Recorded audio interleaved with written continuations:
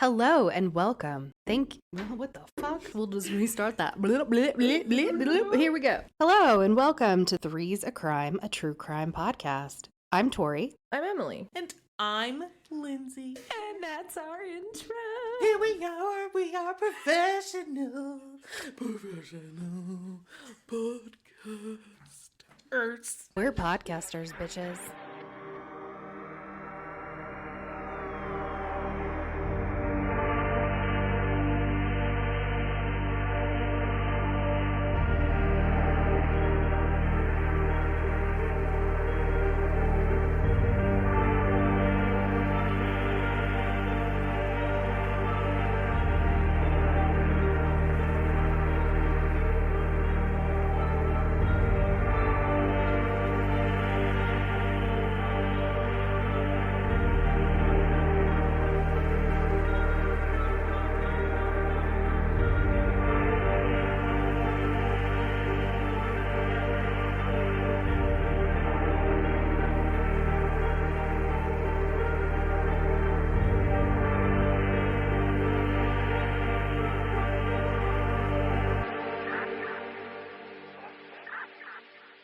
Collaborate and listen. Except for, I do want to collaborate and listen with Hunt a Killer.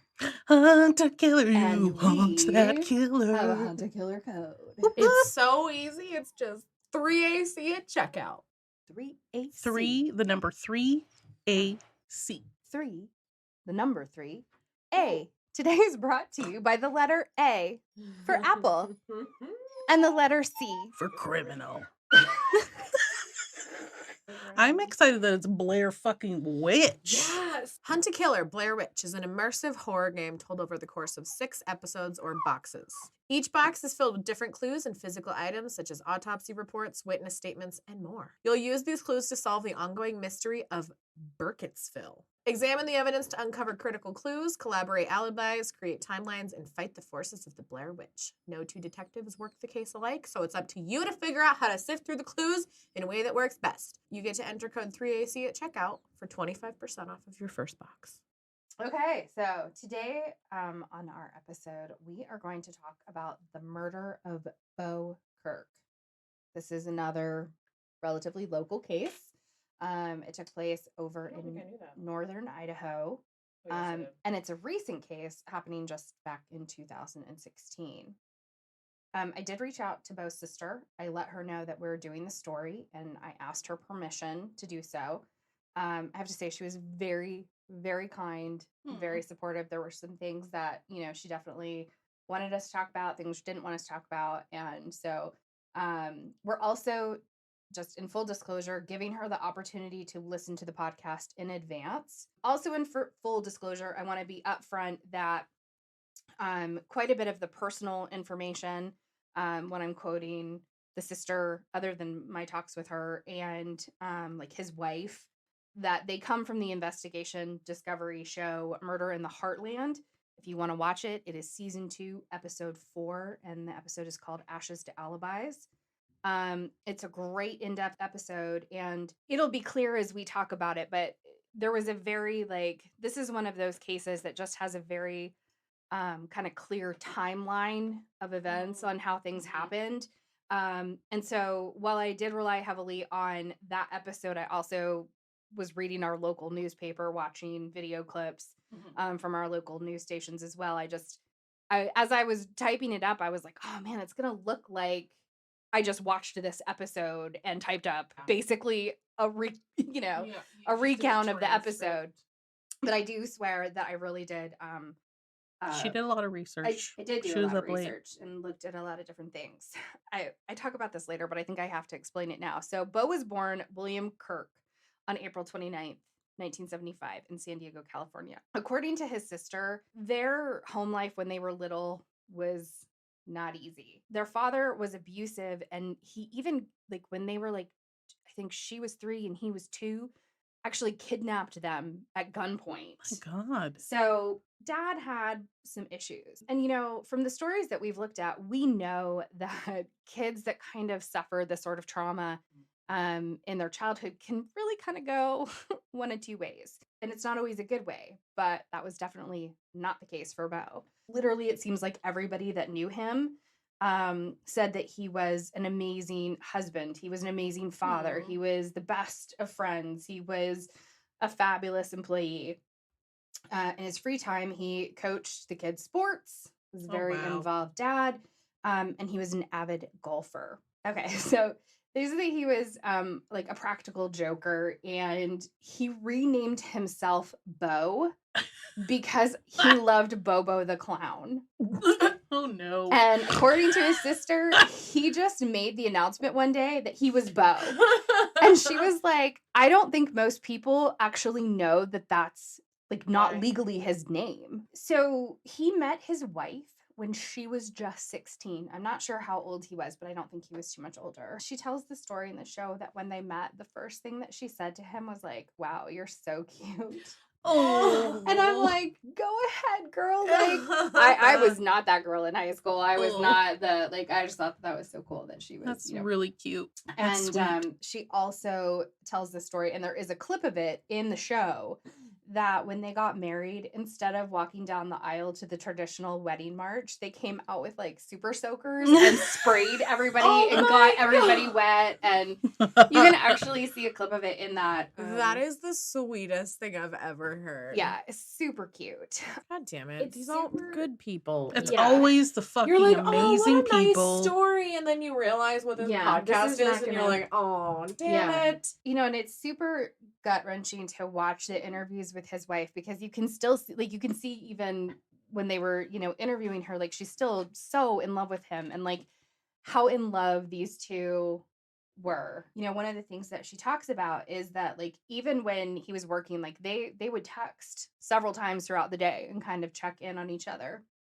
And not because they had to, but because they wanted to. It really seemed like if you knew Bo, you loved Bo. In all of my research, the videos I watched, articles I read, nobody had a bad word to say about Bo. He was the guy that would cheer you up on a shitty day. He was the guy that like made the situation feel lighter if it was like a really high pressure thing.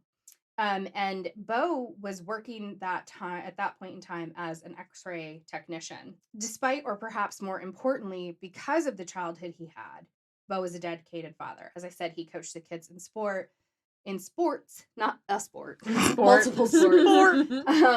But even more importantly, he was described as really being present for his kids, and his kids adored him. He was just a happily dedicated family man, raising 3 kids with his sweetheart, working a job he loved with his friends. You know, his boss was like one of his best friends, in this picturesque part of Idaho.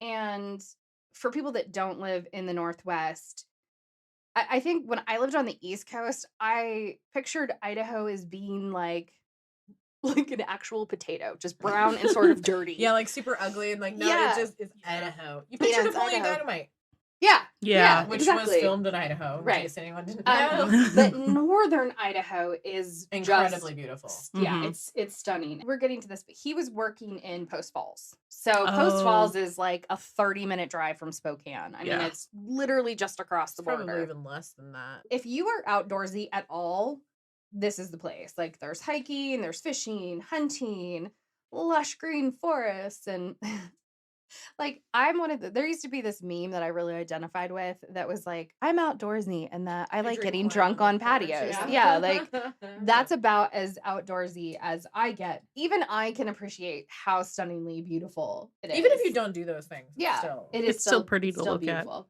In October of 2016, Bo was working at Northwest Specialty Hospital in Post Falls, Idaho, as an X-ray technician. Bo was great at his job. He was close with his coworkers. His shift normally ended at 7, and he was always home no later than 7:15 because he only lived about 15 minutes from from where he worked. On October 22nd of 2016, when he wasn't home by 8, his wife started to get worried because he's always home by 7:30. By 8 o'clock, she was just like, she called his boss and she asked, hey, is Bo still there? And his boss knew that Bo had left on time, but was like, oh, maybe, maybe his car broke down or something. So he went out to the parking lot to check. and to see if Bo's truck, a 2015 GMC pickup, was still in the parking lot, but it wasn't. When Bo's boss called back, he suggested that his wife check the bank accounts. Bo's wife to check the bank Smart accounts. boss. Right? And so Yeah. this whole thing, and I actually have this written in here, but this is why that checklist that you had said Yeah. is so The if I go missing file. Yeah, is Good so important. job, Mr. Yeah. Bossman. Mr. Bossman was right. And she noticed that when she checked the bank account, she sees Oh, I just got goosebumps already, and I don't even know what you're gonna say. 3 separate $300 withdrawals from their account. 2 of the withdrawals happened at 8:34 and 8:46 respectively. So at this point, like, she knows So something is seriously wrong. $900 is missing. Bo would never take money from their account without No. talking with her first. And I mean, you guys are married. Like, would Right. your husbands do that? Take you know? $900 without telling you? Right. No. No. And like No. in 3 separate $300 transactions. And it didn't make sense to Were they at her. the same ATM? Were they at different They were ATMs? different. It was 3 different ATMs. Because that's probably Because their there's a limit, max. yeah. Right. Yeah. There's a limit on how much you can withdraw. Fuck, red flag number 1. Yeah. So at this point, like, she has went from anxiety to like full blown panic. And she calls 911 at 9:21. She advises the 911 operator that he's missing, and she tells him about the withdrawals. And the 911 operator advised Bo's wife that she would essentially put him down as a missing person and that someone would reach out to her. And I am so proud of his wife and his boss. Like, they were on it. Like on They it. were like, we know. Don't ever take their word for it. Be annoying. Be annoying. Yeah. Be annoying. Be Yes. annoying. Be annoying. Do whatever you have to do. Find my fucking husband. Don't be Mhm. fucking polite. Call a million times. I don't Yep. even care. Right. No. So at 9:43, so this is like, 20 minutes 20 after minutes she's later. called. Mhm. Another 911 call comes in to report a truck fully engulfed in flames. Oh, I'm getting a lot of goosebumps, and I don't really react this way to these stories, and it's Yeah. making me feel really weird. So the caller advises that there had already been one explosion, and while he's on the phone, there's Mm. like 2 more, and he's like, "Hey, do you want me to go down there?" And the 911 operator is like, "Absolutely, Yeah, do no. not go down there. Yeah. Please stay away from it." And he is just like, if there's anybody in there, like, because he's like, I'd be worried that somebody's in this truck. If anybody's in this truck, They're not alive They can't anymore. survive that. Yeah. The fire department was dispatched, and in the meantime, they call Bo's wife and they ask her if they own a 2015 GMC pickup. No. And they told her that it was on fire, but they didn't tell her anything else. So now, she's just sitting home being like, did he have an accident? What happened? But at the time, too, the police didn't know. Like, They just know that there's a vehicle on fire. She probably said, too, when she called what kind of car he was driving. I was going to say, I'm surprised Yeah. they even said anything Right. Well, and it took to a follow while. up, but knowing that when- makes sense. Yeah, and in the ID thing, the police officer, the detective that was on the case, talked about, Bo's truck burned fast and like completely, and so it took a while for them to get the fire out, and then they had to let it cool to the point where they could investigate. Yeah. And once they did, they were able to tell that an accelerant had been used, and like they could see like there was a trail up to it. And so they knew that this truck hadn't been in an accident, it hadn't, accidentally caught Yeah. fire. This was just arson. The police also, because, they're checking out the area, the police also discovered several spent shell casings, but didn't necessarily mean that it was tied to the truck. Like, Yeah. did something happen here, or is it just like, this is Idaho? I mean, I feel like that wouldn't be that uncommon Right. in North Idaho. And that's exactly what the police officer, the detective says. Did something happen here, or is it just Idaho? Because it's not an uncommon thing. Yeah. So once the truck was cool enough for them to investigate, the interior of the truck was completely melted. There was nothing but metal left. Wow. And they found that there were no human remains inside of the vehicle. Okay. Okay, so this is good news, but it didn't give any clues to where Bo actually was.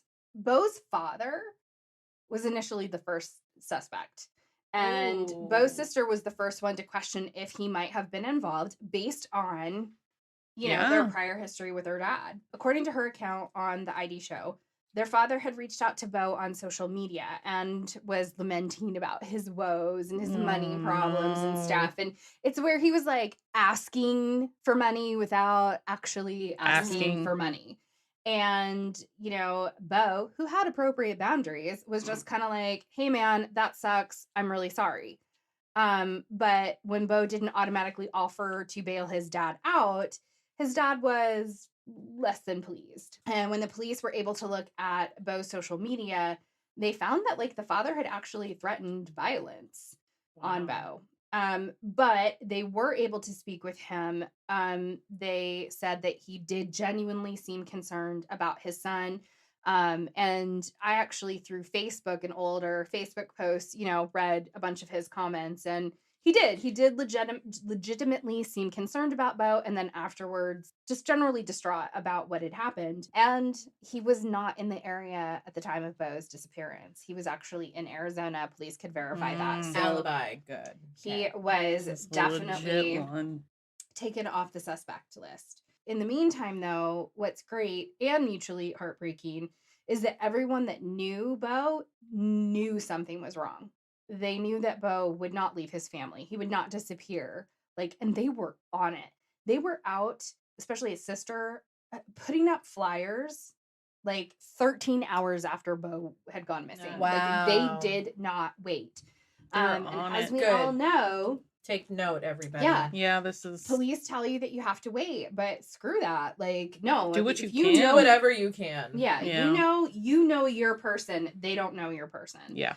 They were, like I said, they were on it, and so many people in the community stepped up to do their own search parties, but there was no sign of Bo, and as the days were kind of ticking by, concern was increasing. On October 25th, 2016, so now this is 3 days after Bo disappeared, some friends went out searching again.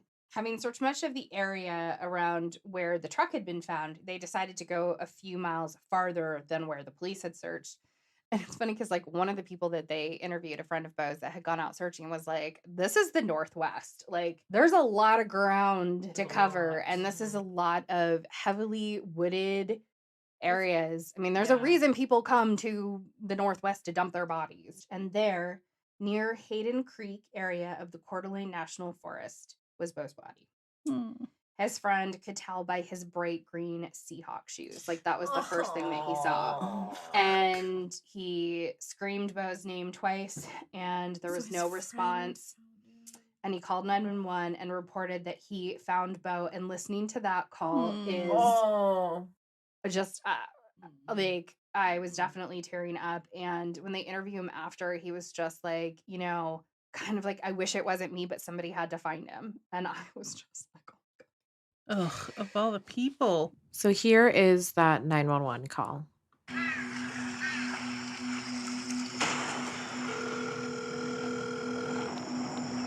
911, what's the address of the emergency? My name's Brian Johnston. There's a missing person. His truck was on fire a couple days ago. Anyways, I found him. Is he alive? From what I could tell, I yelled his name twice. There's no movement from what I could tell, and he's on the side of a hill. And All right, Brian, I've got them on the way. Thank you for calling. The body was found completely clothed, but his hands had been zip tied behind his back. He was still wearing his work badge, and he had been shot at least 8 times. Oh my God. However, police would not officially confirm that it was Bo's body until the following day, and a press conference was held. And I'm not sure why, because like it literally had Bo's badge on it, so I'm not really sure. You But probably just have to be absolutely certain. I was gonna say, Right. they They probably have to have to. fingerprints and yeah, and They have to double some kind of- yeah, check. before Right. you tell someone you found their son's body. At this point, their best lead was those ATM withdrawals. And when they finally got the ATM footage, what they see is chilling. God damn it. So it's someone, clearly not Bo, driving Bo's truck. He's wearing a brown flannel, a ski cap, and then he's wearing one of those neck gaiters, you know, like, so they're common Oh. now. Used for masks, They're yeah. common now because people use them for masks, but they were not. All you could see were the eyes. But what was chilling about it is, and I don't know how else to explain this other than like it was like skull teeth in different videos when you're watching them. You can see that he was wearing like fingerless gloves. Yeah, that's what I'm And then seeing. he was wearing black hospital gloves underneath. And I read somewhere that it was actually wool fingerless gloves with a black like latex hospital glove underneath. The only thing you really can see are his eyes, these bright blue eyes. And the timestamp on one of them was the 8:46 p.m. one. They showed the family the picture. Nobody in the family knew who this person was. The police released the video on that same day. Now, our news station here covers a relatively large area of eastern Washington and northern Idaho, especially because we're so close. And people started calling in tips, and social media was exploding, and everybody was kind of like, this looks like my Uncle Frank or whatever. But one name that kept popping up was a man who I'm going to call Brad. And he was a coworker and friend of Bo's. He had trained Bo at work. They were golfing buddies. And they showed the picture to their boss and said, you know, hey, could this be Brad? And he, you know, he said, looking at it, he's like, well, yeah, like it could be Brad, but I'd be really surprised if it were. It was like hard to tell for sure. When Yeah, you look because at I mean, the you can photos, only it's not see. you clear. can see how you super would clear. probably see a resemblance, but it's really hard to be like, oh, 1,000% that's who that person Right, is. exactly. Again, his boss said he would be surprised, but I mean, you never know what people are capable of. And it True. was a viable lead that the police needed to track down because it was multiple people calling in and saying, Yeah. hey, I think this looks like. So when they first spoke to Brad, he informed them that he wasn't even in town when Bo went missing. He said he was on a hunting trip for the whole weekend. He said he'd actually run into another guy, gave the guy's name. And you know, so he had an alibi, and he was quite willing to speak with police. But Was it a legit alibi? well, there were some problems with his story, which we're going to get to. So, according to the investigators that were interviewed on the ID show, Brad had said that he was on this hunting trip. They learned he hadn't been on a hunting trip in like 20 years. So he just happened to take a hunting trip by the chance. same weekend that his friend coworker disappears. I was gonna say, and just so everybody knows, hunting trips take like It's a lot of work, a lot of prep. you don't just go. No, Yeah. It's like you're gone for like 5 days. you have to have and all you your have to- legal shit. you have to. You don't just decide to go for the first time in 20 years. Yeah. It's not a Yeah. thing. Got to have equipment and all kinds of stuff. Nope. Liar, So- Brad. Right. So he also provided them with his camera, and he had pictures from Friday and Sunday, but not none for Saturday. Saturday when Bo had gone missing. Brad, you fucking liar. So then they reach out to the person he said he had been with, and that person confirmed pretty quick that Who the fuck he is had Bo- not Brad's a seen. fucking liar. Yeah, he had not seen Who Brad is during this Brad? time, and so initially Brad had been very cooperative, but at this point, he decided to get an attorney, and this definitely raised suspicions with the police. The cops were really suspicious. Suspicious because, you know, like, yeah, like he said all these things, and it's like, okay, so you don't have a picture on the one day that Bo goes missing. We've checked your alibi. He did It's not. not looking great. Yeah, it's not looking good for Brad. They're going back to the truck, and they're like, okay, we know an accelerant was used, and so this was arson. They had to get that gas from somewhere. So on October 27th, the police put out a plea on the news asking for anyone with information to come forward. A local gas station reached out and turned over the footage of a man filling up several gas cans and putting them in the back of the truck. When police reviewed the footage, this was a person unknown to them, and it was definitely not Brad or whoever was in the ATM footage. This man was smaller in size and stature, and now police know that at least 2 people are involved. What the fuck? The clerk at the gas station confirmed I'm sorry, that her this face. guy... I She- just like I Oh, it gets. I'm telling you, this particular story, It's wild. I was man. well, and I mean, I was Jesus. texting you guys Yeah. while I was doing research and just being like, I am fired the fuck up It's about this because Oh, it gets worse and I yeah. get more and more and more angry. So the clerk at the gas station confirmed that this guy who was on the tape filling up the gas cans was a regular, and she often saw him in the store with another man who she assumed was his brother. She knew that his first name was Justin, but she didn't know his last name. She did, however, have a business card for him. And it was like some like engine repair business, and it didn't have his name on it, but had an address. And so who the fuck gives you a business card without an? Oh, I guess it would be the business name, yeah. I mean, but most people have their Here's names a on their business card with my address. Like these guys are Just not my name, not. though. These guys are not.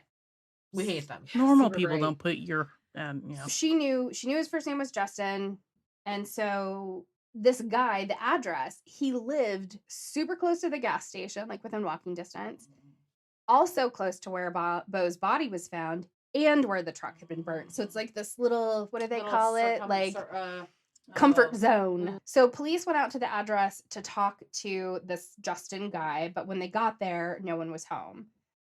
They were anxious to talk to him and see what his connection was to Brad. However, on October 28th, Is he dead? police learned that the alibi witness that Brad had provided was in fact correct. Brad knew two men with the same name. Police had interviewed the wrong one. Oh, no. So with this information, Brad was cleared because it was confirmed he was on a hunting trip. He was not in the area. They didn't look into the fact that there are two friends with that name. They didn't. I mean, I don't think they knew, and I don't think that when Brad told them or gave them the name, I don't think he was thinking about the fact that he knew two people and that they were going to potentially reach out to the wrong one. Oh, But they man. were able to do That that. is just a fucking stroke of bad luck. In the Bad ID luck. special, Bad, very bad. the one detective is like, Brad, I'm intentionally not using his real name because, as I will get to, he felt like his life was ruined by this because, It makes sense. Post Falls, even Coeur d'Alene, Hayden, these are not large towns. No. Like, everybody knows everybody. But yeah, even one of the detectives said that he was the guiltiest innocent person he'd ever come across. Well, totally. I mean, he didn't have. It's just. It was a Okay, good. conglomeration of just That bad blows. circumstantial evidence that really made him look guilty, but he didn't do it. And he talks about too sorry, how Brad. he felt like he didn't get to mourn the loss of his friend because he was so immediately focused on being the guy who killed suspect. him. Yeah. yeah. So at this point, it was clear Brad was not involved, and he was also cleared as being a suspect. Sorry, Brad. Now, the same afternoon that they get this information about Brad, the police get a call from a local attorney saying that his client wanted to provide some information about the case. His name was Justin Booth. Justin comes in, and it turns out that this Justin Booth is the same Justin that was the regular at the gas station. It was the same Justin that they had just gone out to his house and couldn't tried find. to get in contact with. So Justin comes in, and he tells the police that his roommate, David Hutto, and he were out and heading to the store to get cigarettes and gas. Justin was driving, and he says all of a sudden a big truck was like right on their ass with bright lights, and so Justin, irritated, moves over into the right lane to let that truck pass. And, he only goes about 100 yards or so. He claims David was pissed and, yelling. And as that 100 yards, they see Bo turn off. David told Justin to follow Bo. They follow Bo to his house, pull up behind him in the driveway. So he was home. He was in his driveway. Nope. David gets out. Nope. Justin says he stays in the car. Nope. And he says he witnesses a confrontation. In police interviews, he said it looked like they were going to fight. Nope. And that David pulled a gun. Nope. He took zip ties out of his pocket, bound Bo's arms behind his back, and walked Bo around to the passenger side of the truck. He said David told him to follow him out to the woods, and he did. He said they drove way far out, and then all of a sudden David stops the truck and gets Bo out, and apparently says, "You don't have that far to walk, Bo," and walked him to the edge of the road. Justin said that David said, Keep your eyes closed, Bo, and you'll see your wife again. Oh. No. I hate this. I hate this. I No. hate this. I hate this. Okay, just real quick. Who's David? Because I felt something come up behind me while you were saying that. David Hutto he was the roommate of Justin. Booth. Okay, sorry. So these two roommates are doing this. These two roommates are doing this. Do we find out why? We'll talk about that. David loads the gun and proceeds to shoot Bo. Fuck. Justin God. said he thinks he emptied the revolver. Fuck. Justin claims that he did not fire the gun, but he did hold the gun when David handed it to him to reload it. Justin claims that David asked him if he wanted to stay there with Bo, insinuating, like, you want to stay with him? Yeah, you want to die too? To which he replied no. And then he said David asked him if he could keep his mouth shut, to which he replied yes. He claims that David walked over and fired several rounds down the hill at nothing, I guess. Okay. And this part of the story makes zero sense to me because, like, why would he do that? He claims that Hutto asked him where the banks were because when they were driving, Bo just happened to give him the PIN number to his ATM card. Hey, I know I'm zip tied back here. In case you guys are wondering, my PIN number is 1 2 3 4. Right. Here's my social And, security you know, here's the thing. number. What the fuck? I don't know if Bo offered him this information because Hoping he it thought, would like, save his life. hoping it Yeah. would save his life, or if he knew that if they did anything to him, like, these guys were not real bright, and so maybe that this would lead them, lead police to them. So Ugh. either way, Like leaving Bo, breadcrumbs, kind of the best way Yeah. you could. Yeah, If you're ever taken out into the forest, leave bits of your clothing. yeah, they do say you should That's Yeah. my rule. like drop things. Drop things. Justin says that David Hutto told him to go get gas. Well, he went to get money out of the ATM. He claimed, and Justin's like, I was just trying to stay as calm as possible. But when you Fuck watch him, you. I know, right? He has like, this Fuck. thing happened, and I just didn't know what I was gonna do, and I was just trying to remain How calm. old is he?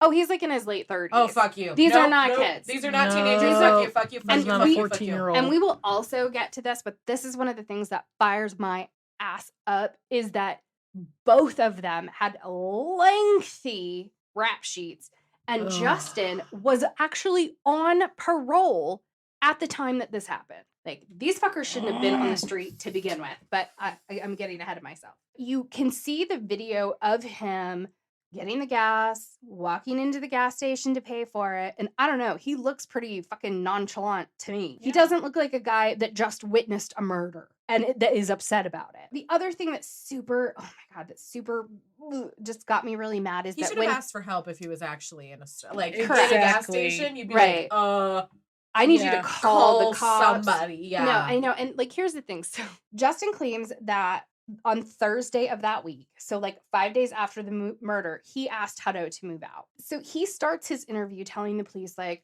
I'm just really scared. And, like, if the news or anybody finds out, like, if Fuck he you. finds out that I'm talking to you, he's going to kill me Fuck and my you. family. Fuck And I'm you. like, if you're really that, like, somebody that is that afraid does not go Yeah. up to that person and say, you need to leave my house. Like, I don't believe it. I No. don't believe him. Mm-mm. Liar. So they use Justin's cell phone and they text David Hutto. And they use the cell phone towers to track Hutto, and they end up arresting him at a Burger King in Coeur d'Alene. Oh no. So while these two douchebags are in custody, police obtained a search warrant for Justin's house, and they find a bag hidden in a woodpile. This bag contains the handgun that was used to kill Bo, a cigarette butt that had Justin's DNA, and then like one glove that had Hutto's DNA. And like, I'm like, did Justin smoke a cigarette while they were there? And then realize like, oh shit, I shouldn't leave this here. But I'm like, I'm not sure that this guy was like Mhm. up on DNA or worried about DNA. The elevator didn't go all the way up to the top. Or Yeah. this was his little pile of fucking shit to make him look guilty. Well, Make and so the that out- was it in a was- pile of sticks because he was gonna burn it? It was like hidden. It was in a bag, and then like there was a pile of wood, like that you would use to like put in your fireplace, and it was like in the pile there. of wood. Huh. Yeah, I kind of thought the same thing as you, Linz. Like, I felt like they were keeping it kind of as like a just in case, you never know. in case against each other. Like, Yeah. Okay, you're not going to say anything because I have this glove that has your DNA on it, and you have this cigarette butt that has my Yeah. DNA on it. But again, I don't know that these guys are We're bright that enough smart. to think that up. I wouldn't have even thought of that. Right. I mean, I wouldn't kill somebody though. No. So I'm already smarter than Yeah. the two of them. Okay, so Idiots. finally in January of 2017, 2 months after being in custody, David Hutto decides he's ready to talk. He ends up telling a story that is very, very similar to Justin's. But it's all Justin's fault. Except that the roles reversed. Shocker. That this was a premeditated crime, more of a premeditated crime that Justin alluded to, and that Justin was, of course, the one that was the aggressor and the ringleader and pulled the trigger. So Hutto says, and I have to admit, his story seems more probable to me. Hutto says that they had been discussing for a week how to get some money. He said that Justin's bright idea was to do some home invasions, and he had scoped out a few places that he wanted to show Hutto. And that is actually where they were going that night. They weren't going to get gas and cigarettes. They were going for Justin to show him these houses that they were planning to rob. So he does kind of tell the same story about Bo coming up behind them with his lights being bright and them following Bo. But Hutto's story is that Justin was angry, that Justin was yelling some anti-Semitic things. And I forgot to mention that Justin Booth's also allegedly a white supremacist. And there's a picture of him basically in front of so all that part of the story remains the same, though he says Justin told him to get out of the car and take the truck. And they had talked about doing carjackings. That was something that they had discussed. And the plan was that they would take the person out to the woods and then just leave them there and be gone. Because if they drove them out to the middle of the woods and left them, by the time they got back to town, and the news and all of these things, when you look up the research, they label this as a road rage incident. They say that it was because Bo came up with his brights, and that's what pissed them off, and that's why they went after him. No, they wanted his truck. They wanted to carjack. They see a 2015. This happened in 2016, so it's still a relatively brand new vehicle. A big truck like that is worth a lot of money. You'd probably think he has a good amount of money in the bank because he has a new truck. Right. It's like, exactly. Yeah, and so, you do make good money. Yeah, as an X-ray technician. And so, but again, I in no way do I believe that this had anything to do with road rage. They saw something that they wanted. This was not a road rage incident. It was not. I do not believe it was a road rage incident. I feel like that's giving them the kind of the okay. Right. Like as if Bo did something wrong. Exactly. Yeah. So no. Bullshit. I don't think that, and I did discuss that with his sister, and she also that's so upsetting. Like I said, he discussed how they were going to do the carjacking, drive him out to Mill Woods, leave him, so they had time to get away.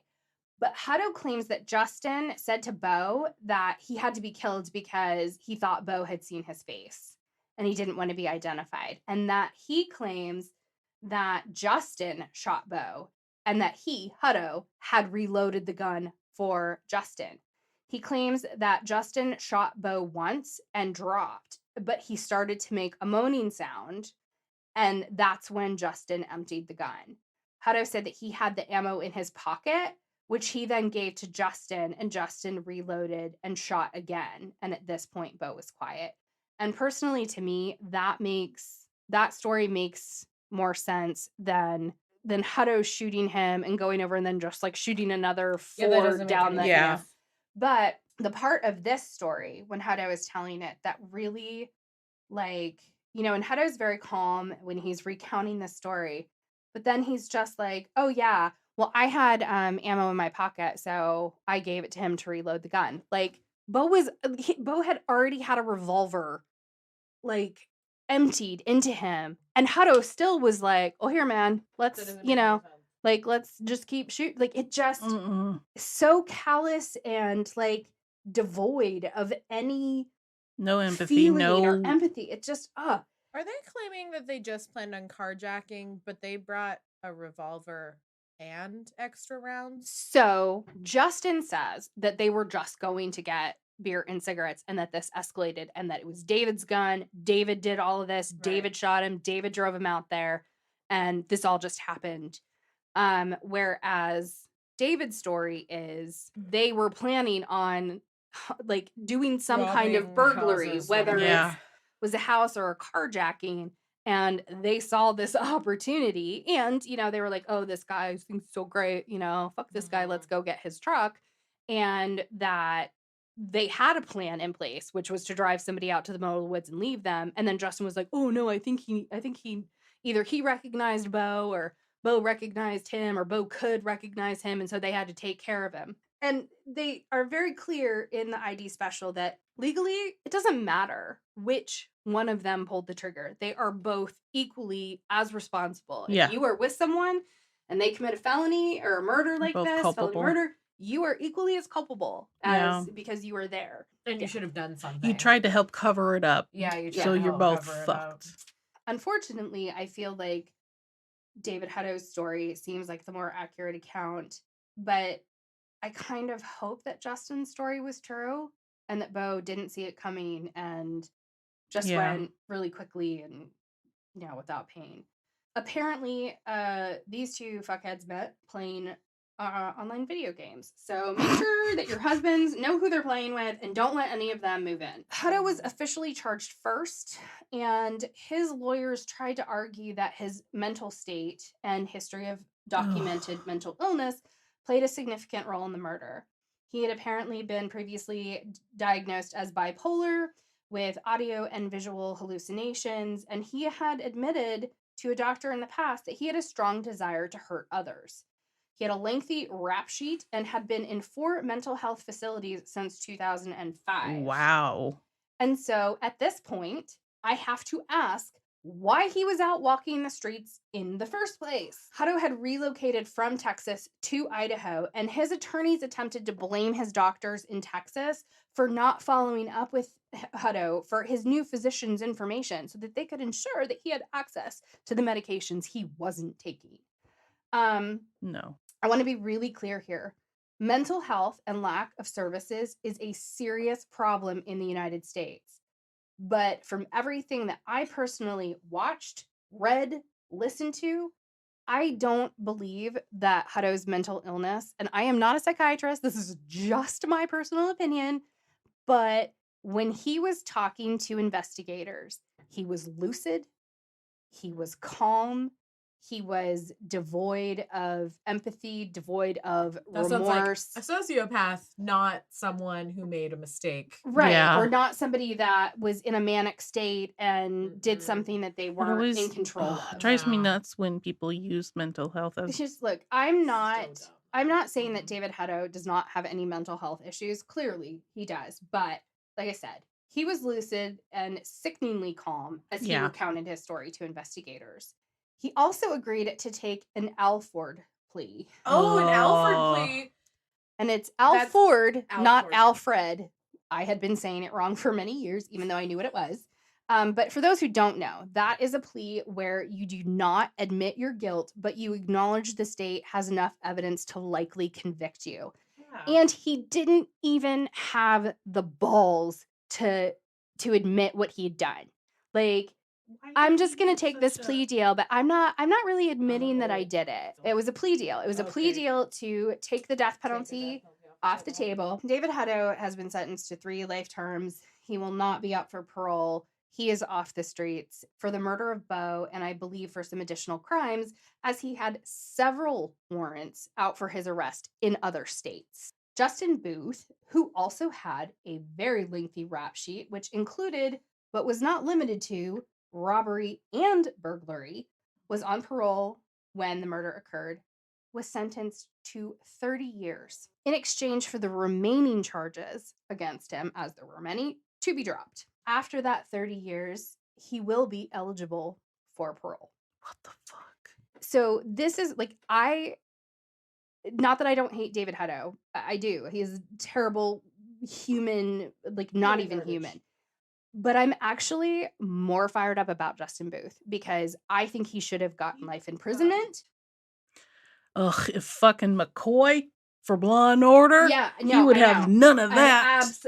No. And, look, I understand I understand from a legal perspective, like if you are a prosecuting attorney, you have to be able to prove beyond a reasonable doubt. And even though they were both legally responsible, like both attorneys were casting, like you kind of had built-in reasonable doubt because the two of them are pointing at each other, and you never know what a jury is going to do. Exactly. Even when it seems like it isn't. I mean, how many cases have we listened to that seem like they're an open and shut case and the jury just is like, just they wild. did what? They said what? Yeah. Justin Booth was in his late 30s when he was sentenced in 2017. So, I mean, he could be in his late 60s, early 70s by the time he is up for parole. And I did talk with Beau's sister about that, and she assured me that if he is ever up for parole, that she will be there. And I was like, girl, I will go with you. That's so gross. I don't think that he should ever have a chance. Like, you know, and like I said, the local news here spun the story like it was a road rage incident. Absolutely not. I mean, and the thing, here's the other part of it that just all of this for $900 fucking dollars. There's like literally so stupid. They and you know they wanted the truck, but then they weren't even able because they killed Beau. They couldn't even keep the truck. So really, $900. They took away a father, a husband, a brother, a son. It is a friend, like so many people's lives were affected by this for $900. For $900, that when Beau gave him their PIN number, he probably would have been like, hey man, like I'll take it and I'll withdraw it myself, you know? Anyway, to end on a little bit of a lighter note, in honor of Beau, the Beau Kirk Scholarship Fund was set up by his sister, and every year they award one student with a $2,000 scholarship in Beau's memory. Normally they have a big golf tournament every year because that was, you know, Beau's other passion, to play golf.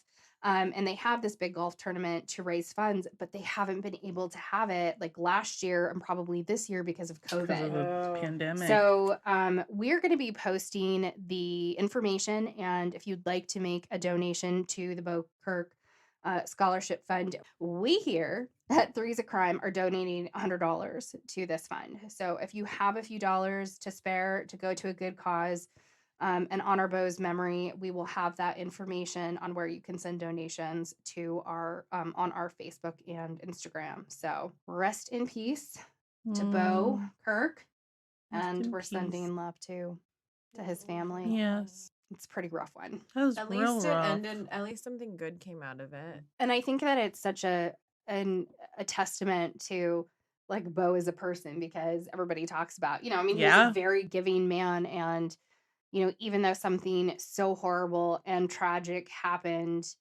that he's living on and other people are being helped because of his legacy memory. is still. Yeah. So I know we joke a lot about giving us money, but this is definitely a good cause to send your money to if you can, because it's helping kids. Even just a couple bucks. Yeah. I mean, anything is helpful. How old was he?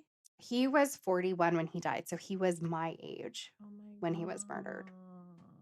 And like, to me, like, I still feel like a 20-year-old, even though my body frequently tells me that I'm not. Oh my God, same. But you know, like, both. 41 doesn't feel old to me. No. 41 was like, I don't know. It's just this particular so case really like just kicks me hard. Yeah. Really hard. So I know my voice is like quivering while I'm talking about it because it's so sad. But you know, so that's the story. Thanks for listening to this week's episode. We put out new episodes every single Wednesday, and if you're impatient like me, be sure to become a Patreon where you can get your episodes early each week. For as little as $5 a month, you not only significantly support the production of this podcast, but you'll also get ad-free episodes in addition to them being early. For pictures, videos, and links related to this episode, be sure to check out our Instagram at Three's a Crime. And for more information, go to threesacrime.com.